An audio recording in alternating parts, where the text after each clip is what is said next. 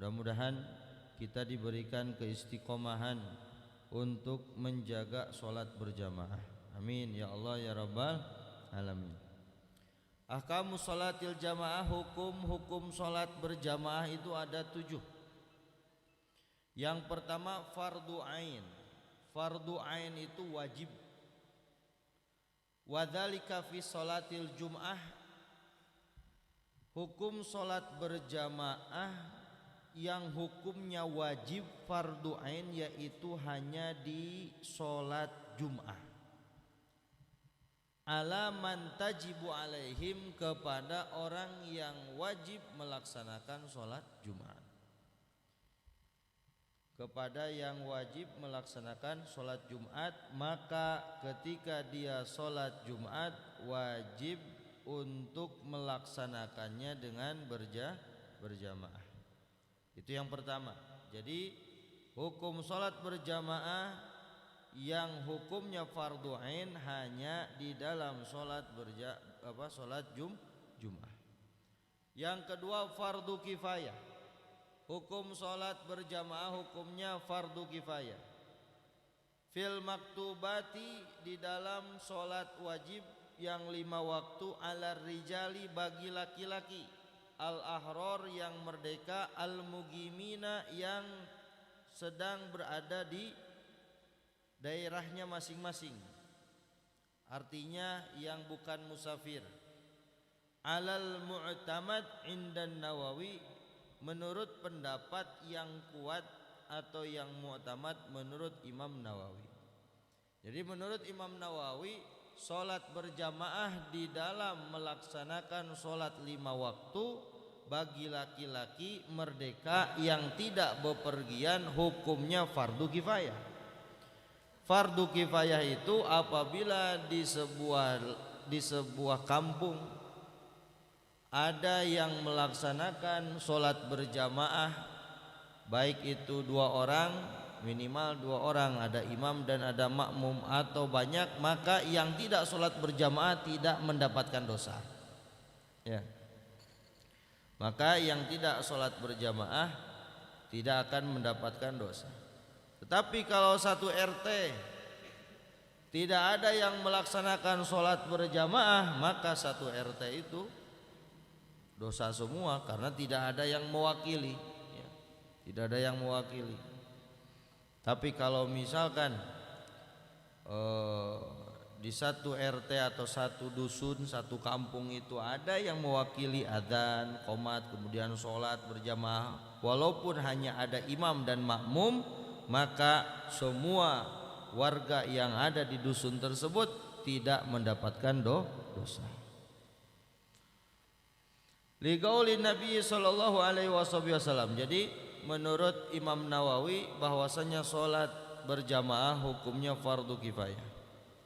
Rasulullah sallallahu alaihi wasallam bersabda, "Ma min thalathatin, tidaklah terdapat thalathatin 3 orang fi qaryatin, di sebuah kampung, au badiyatin, atau di sebuah desa, la tuqamu fihimul jamaah, tidak didirikan di antara mereka solat berjamaah, illa kecuali istahwadha alaihimus syaitan, syaitan akan merasuki kepada mereka."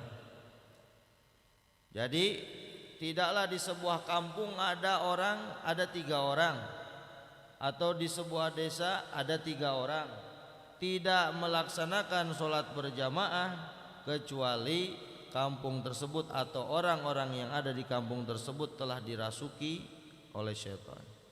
Fa'alaika bil jamaah, maka hendaknya kalian memperhatikan sholat berjamaah. Fa innama ya'kulu dhi'bu, maka sesungguhnya serigala akan memakan atau memangsa minal ghanami, dari seekor kambing al-qasiyah.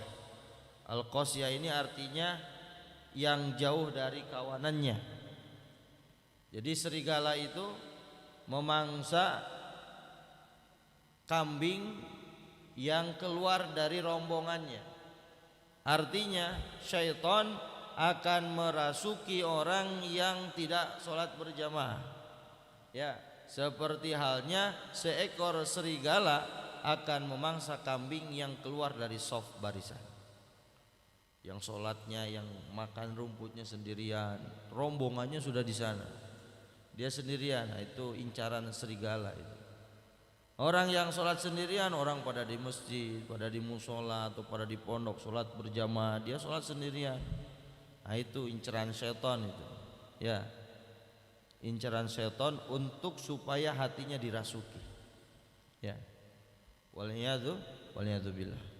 Jadi kalau misalkan kita sempat, di depan kita ada fasilitas untuk melaksanakan sholat berjamaah dan kita tinggalkan, nah, ini keterlaluan, ya, terlaluan. Kalau misalkan kita lagi sibuk, lagi di perjalanan, tidak ada waktu untuk berhenti dulu karena darurat dan kita ketinggalan sholat berjamaah, ya mungkin ini ma'dzur. Dan orang yang menjaga sholat berjamaah, kalau dia sholat sendirian, nanti kalau sudah nyampe ke tempatnya dia suka mengajak temannya untuk menemani sholat lagi untuk berjamaah. Saking pentingnya sholat berjamaah, ya.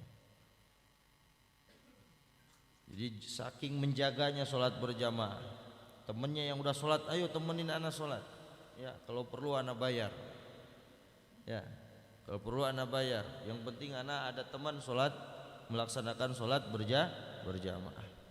Ibda minal an, laulam tabda minal an, fa min mata, ya. Mulai dari sekarang, kalau tidak sekarang kapan kita mulai? Lebih sibuk memikirkan, berusaha, ya, untuk mengejar fadilah-fadilah yang Allah sediakan. Seperti halnya kita sibuk memikirkan pekerjaan, keuntungan di dalam bisnis, ya. Pikirkan juga keuntungan indallah, di hadapan Allah Subhanahu wa taala. Kalau kita masih bisa masjid depan rumah misalkan, atau musola, atau fasilitas untuk sholat berjamaah, ada imam, ada temannya makmum, waktunya adzan kita sadar, ya, sedang mainan handphone sadar loh kita. Sholat didirikan, Allahu Akbar, asyhadu an la ilaha illallah, asyhadu anna Muhammadar Rasulullah, hayya 'alas shalah, hayya 'alal falah, qad qamatis shalah, qad qamatis shalah. Masa nggak berhenti? Masa nggak matiin HP-nya? Berangkat dong, sholat berjamaah, ya. Jadi sayang, eman-eman kalau kata bahasa Jawa, eman-eman. Mumpung masih sehat, masih bisa lo ditinggalkan sholat berjamaah, ya. Apalagi kalau kita bisa menjaga takbiratul ula ma'al imam, wah, itu luar biasa lagi, ya. Keutamaannya akan dibebaskan dari dua kebebasan, kebebasan dari ancaman api neraka dan kebebasan dari sifat munafik. 40 hari yang bisa menjaga takbiratul ula ma'al imam. Imam takbir kita langsung takbir, tidak ketinggalan satu rakaat pun. 40 hari kita jaga 5 waktu, kita akan dibebaskan dari dua perkara. Dibebaskan dari ancaman api neraka dan dibebaskan dari sifat kemunafikan. Dijaga yang 40 hari coba, dan keuntungannya, fadilahnya bukan hanya sekedar mendapatkan dua kebebasan itu, dan itu semuanya di dalamnya terdapat pembuka-pembuka dari apa yang kita inginkan. Pingin rizki itu kuncinya sholat berjamaah. Yang kita kejar ini apa? Rizki, untung yang besar. Sholat berjamaah kuncinya. Ini kadang kita ini terlalu termakan dengan ambisi, sampai kita lupa cara untuk mendapatkan rizki yang berkah itu, lupa. Justru itu caranya, bukan terus order atau iklan dan ini dan itu. Kita berusaha untuk mengiklankan barang-barang kita lah. Cara yang paling simpel Allah sediakan, tidak kita kerjakan. Nah, itu kita dirugikan dengan hal-hal seperti itu. Ya, itu namanya istahwadha alaihimus syaitan. Jadi syaitan sudah benar merangkus, mengikat dirinya supaya dia tidak mendapatkan kebaikan, supaya dia dijauhkan dari keberkahan yang Allah sediakan. Allahumma rzuqna al-istiqamah, ya. Mudah-mudahan kita diberikan keistiqomahan di dalam mengerjakan sholat berjamaah. Paksakan, ya. Lamun henteu maksakeun, maka apapun tidak akan kesampaian. Yang ketiga hukumnya mandubatun, mandubah sunnah. fin nawafilil lati tusyra'u fihal jamaah, di solat-solat sunnah yang disyariatkan atau yang dianjurkan untuk melaksanakan secara berjamaah, seperti kal'idai, seperti solat Idul Fitri dan Idul Adha, sunnah hukumnya berjamaah. Lah kalau solat sendiri sah. Wal istisqa, dan solat istisqa, solat meminta apa? Meminta hujan.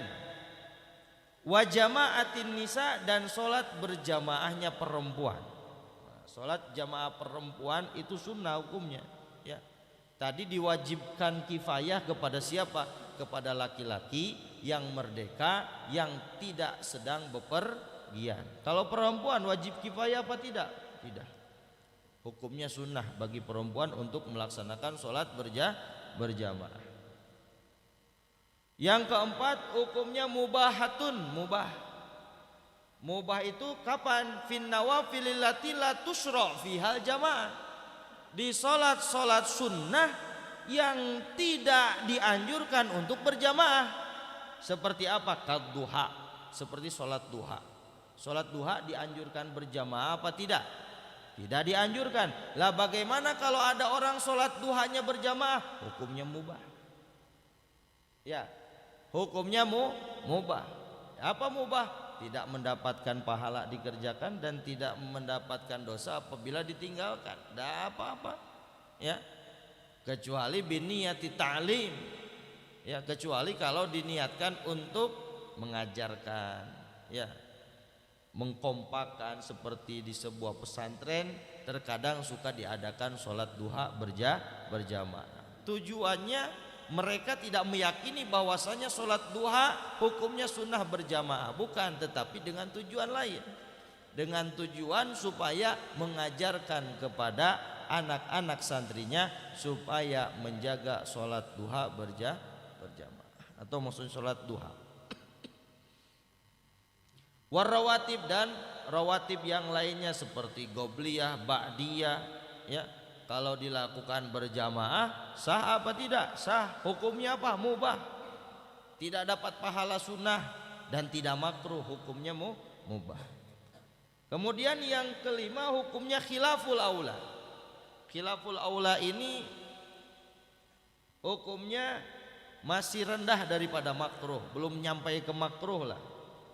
Khilaful aula ini lebih baik ditinggalkan.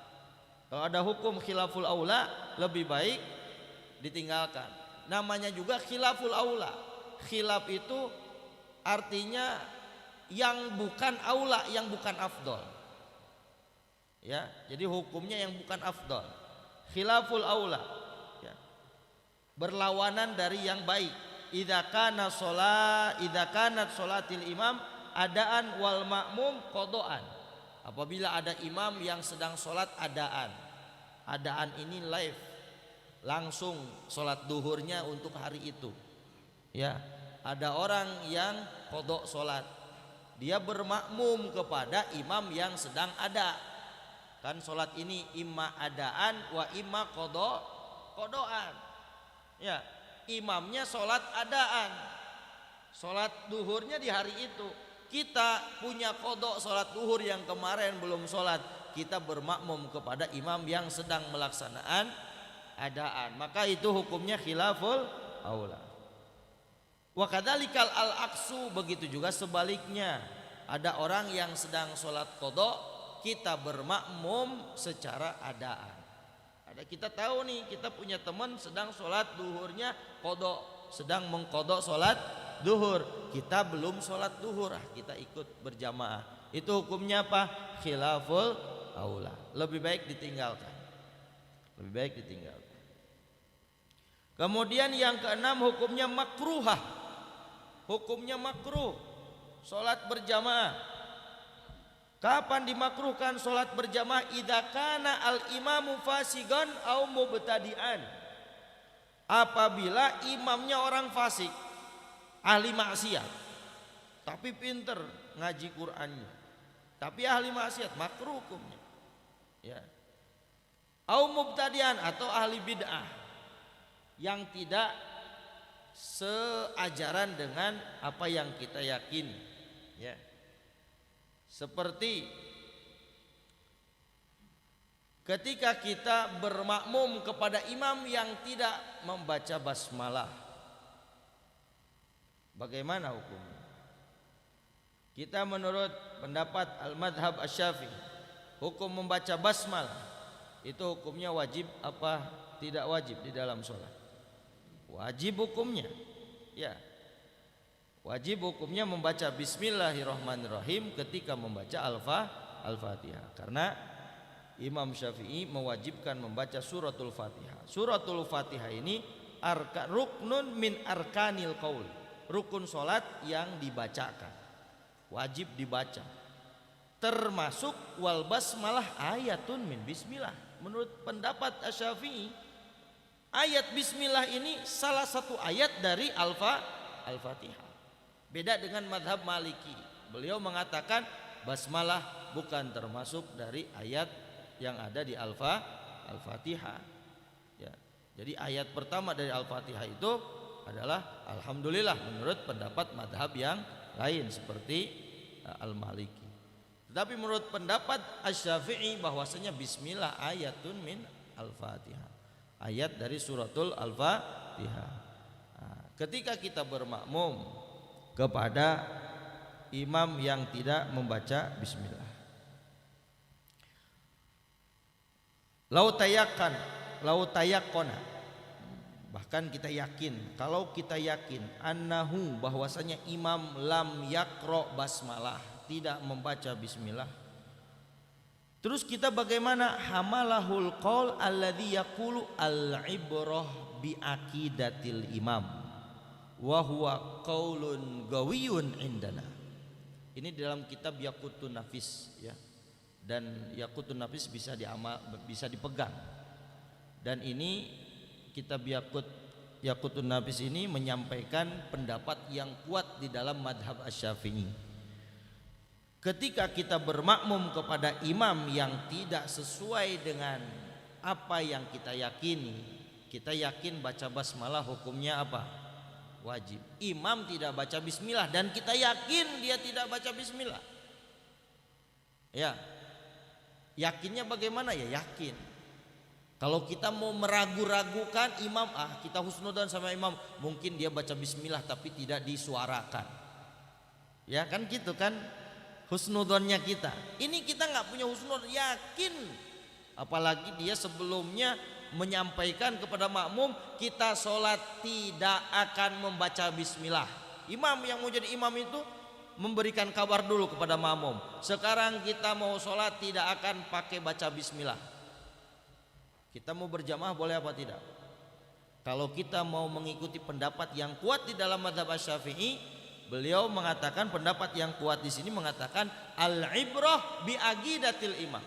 Yang menjadi patokan itu akidah atau keyakinan imam.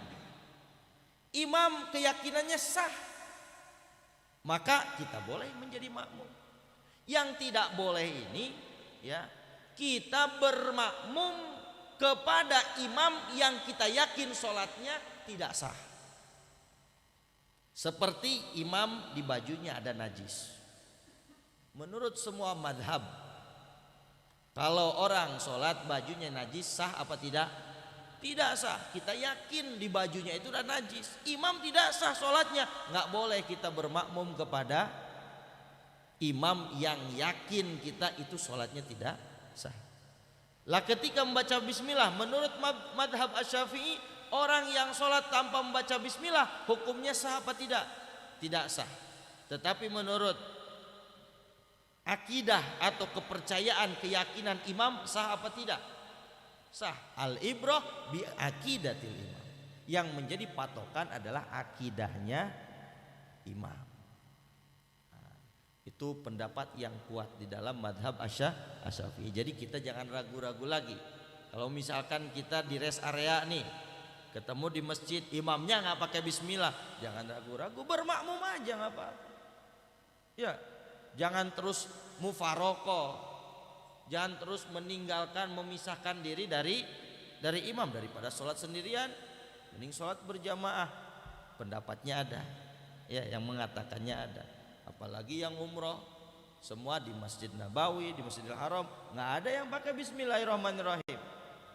Dan kita husnudzon, mungkin dia membacanya sir, mungkin itu imam baca Bismillahnya nggak dikeraskan, ya boleh kayak gitu juga. Kalau benar pun kita yakin imam tidak benar-benar tidak membaca Bismillah, kita boleh mengambil pendapat yang kuat yang ada di dalam madhab Asy-Syafi'i. Jadi hukumnya makruh ketika kita bermakmum kepada mubtadi', ya. Kemudian yang ketujuh, hukumnya haram ma'asihah.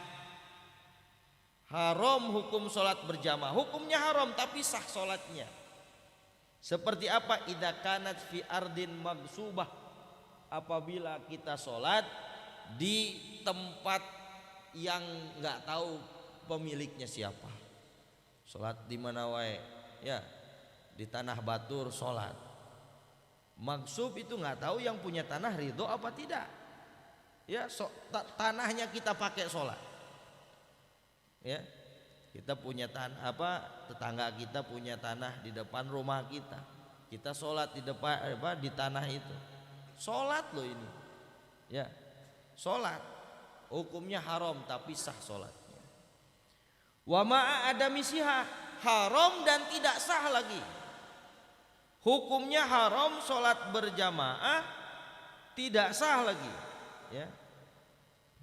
Idza ikhtalafa nadmu sholah, apabila cara sholatnya berbeda, antara imam dan makmum beda cara sholatnya. Seperti apa? Seperti imamnya sedang sholat kusuf. Sholat kusuf ini kan ada 2 kali ruku, ada 2 kali qiyam, ya.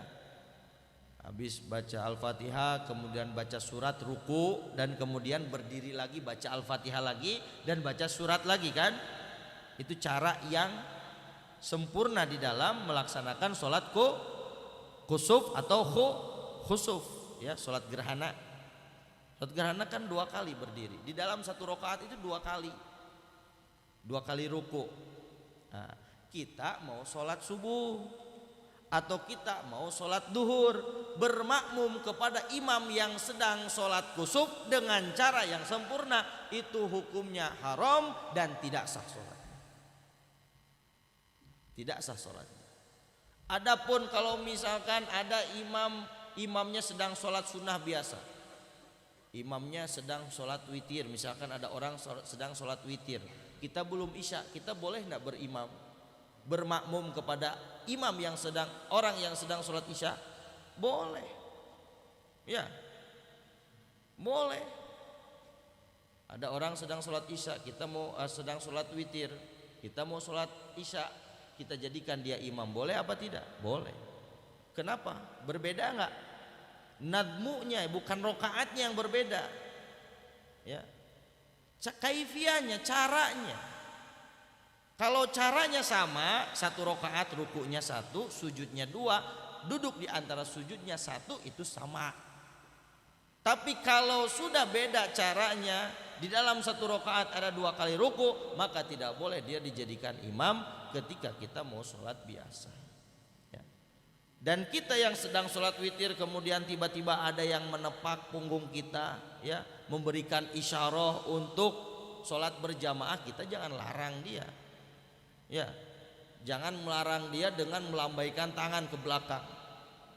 Masa lagi sholat kayak gitu, ya, nggak boleh. Biarin aja, ya, biarin aja dia ngikutin sholat kita, walaupun kita sholatnya sholat sunnah. Soalnya tidak apa-apa orang yang sholat wajib bermakmum kepada orang yang sedang sholat sunnah, ya. Kita sedang sholat ba'diyah, ada orang yang baru datang ke masjid, ya, dia mengira dia sedang sholat duhur sendirian, kita jadikan imam, ditoel kita, ya. Jangan dilarang, biarkan aja dia ngikut sholat kita. Afdaliyatul jamaah katsirah. Paling afdalnya sholat berjamaah itu adalah yang jamaahnya banyak. al jama'atul katsirah afdalu minal jama'atil qalilah. Salat berjamaah dengan jamaah yang banyak itu lebih afdal daripada salat berjamaah yang jamaahnya sedikit. Jamaahnya ada 20, yang satu jamaahnya ada 10. Maka jamaah yang jamaahnya ada 20 lebih afdal daripada yang jamaahnya salat 10. Illa fi masail, kecuali di beberapa keadaan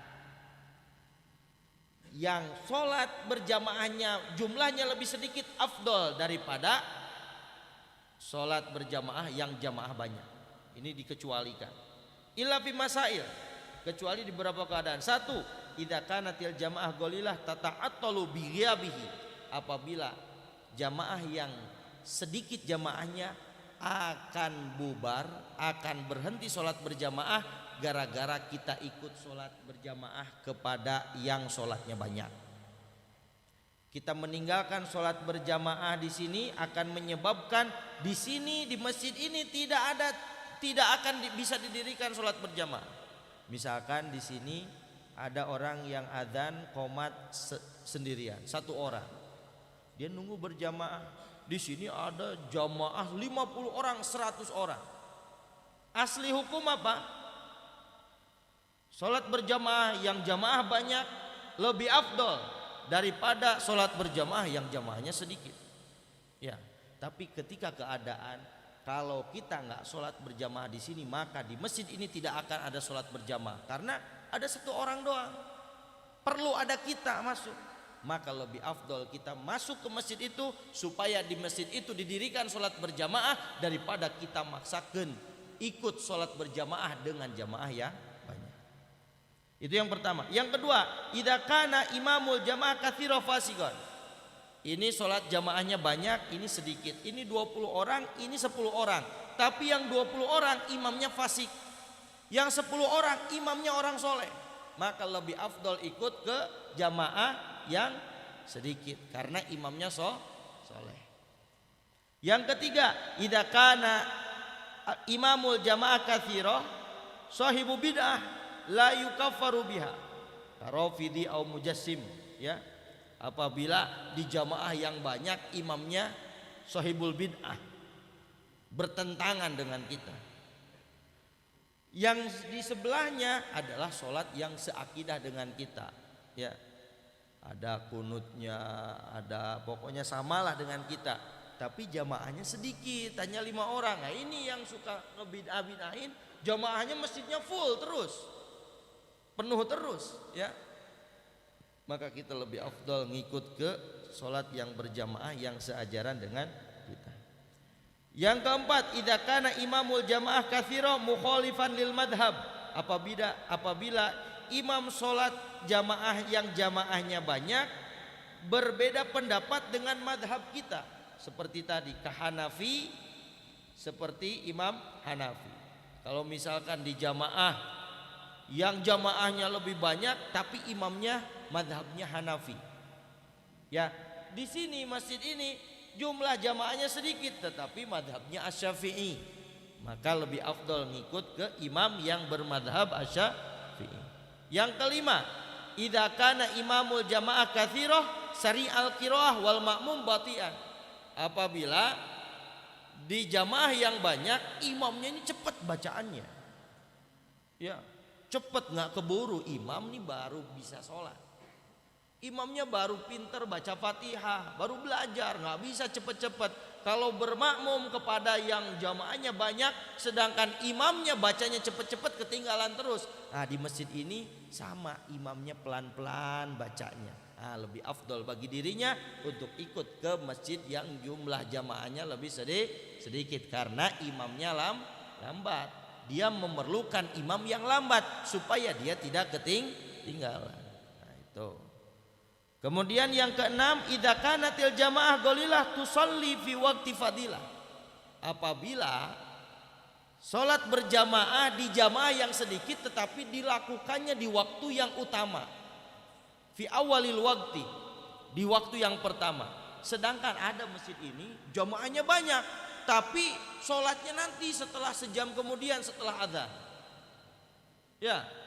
Di masjid ini biasanya setelah adzan asar misalkan jam 3, sholatnya jam 4. Banyak jamaahnya. Di sini ada masjid yang pas adzan sholat sunnah qobliyah, tidak lama dari itu langsung didirikan sholat itu di waktu yang fadilah. Maka lebih afdol sholat berjamaah di jamaahnya yang sedikit karena dilakukannya di waktu yang utama. Kemudian yang terakhir, idza kanatil jamaah qalilah tusalli fi ardin la syubhata fiha. Ya. Apabila sholat yang jamaahnya idza kanatil jamaah qalilah tusalli fi ardin, ya. Apabila sholat yang jamaahnya sedikit, dilakukan sholatnya itu di tanah yang tidak diragukan kehalalannya. Udah jelas-jelas milik pribadi, itu tanah milik pribadi, ya, itu lapang milik pribadi atau diizinkan sama yang punyanya, tapi jumlahnya sedikit. Daripada ada orang yang sholat dengan jamaah yang banyak tetapi di tempat yang diragukan halal atau tidaknya, ini sama orangnya diizinin apa tidak, atau yang punyanya masih sengketa dan lain sebagainya lah pokoknya, tapi jamaahnya banyak. Lebih afdol kita sholat di tempat yang dilakukan, di tempat yang tidak syubhat tapi jamaahnya sedikit. Itulah permasalahan-permasalahan yang berkaitan dengan keafdoliahan sholat berjamaah dengan jamaah yang banyak atau dengan jamaah yang sedikit. Asli hukumnya apa tadi? Asli hukumnya sholat jamaah yang jamaahnya lebih banyak itu lebih afdol daripada sholat jamaah yang jamaahnya sedikit, kecuali di dalam 7 perkara ini. Maka sholat berjamaah dengan jamaahnya yang sedikit itu lebih afdal daripada sholat berjamaah dengan jamaahnya yang banyak. 6 atau tadi berapa? 7 perkara, ya. Nah, intinya dijelaskan permasalahan-permasalahan ini supaya kita bisa menambah wawasan yang berkaitan dengan peribadahan kita, ya. Peribadahan kita, sholat itu hukumnya wajib, pelajari sholat itu, ya. Ada apa di dalam sholat itu, ada apa aja, ya.